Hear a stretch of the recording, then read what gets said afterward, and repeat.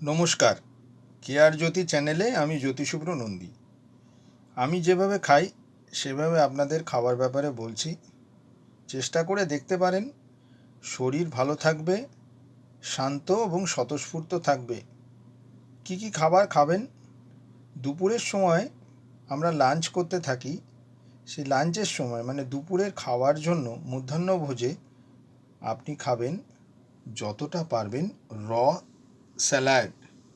বাঁধাকপি, এর মধ্যে দেখুন কাঁচা কলা, রাঙা আলু, কাবলি ছোলা, লাল ছোলা। এই কাবলি ছোলা লাল ছোলা 7 থেকে 8 ঘন্টা জলে ভিজিয়ে রাখবেন।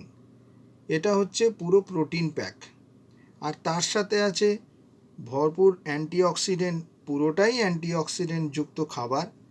এর মধ্যে মিনারেলস আর ভিটামিন অটোমেটিক আছে, কারণ এর নিচে আছে কুমড়ো, কাঁচকলা, কাঁচা ফুলকপি।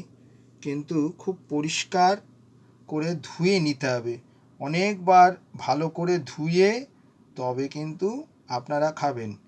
এটা কিন্তু কাঁচা অবস্থায় আমি খেয়ে থাকি, স্টেট যেটা বলে। আর এই হচ্ছে সেই ছোলার বাটি, কাবলি ছোলা এবং লাল ছোলা। 7 ঘন্টা অবশ্যই ভিজিয়ে রাখবেন এই ছোলাগুলোতে, তারপর পরিষ্কার করে খাবেন।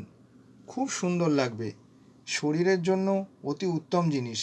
আর বলা বাহুল্য, ফাইবার তো প্রচুর পরিমাণে আছে, সঙ্গে আছে অ্যান্টিঅক্সিডেন্ট। হেলদি খাবার।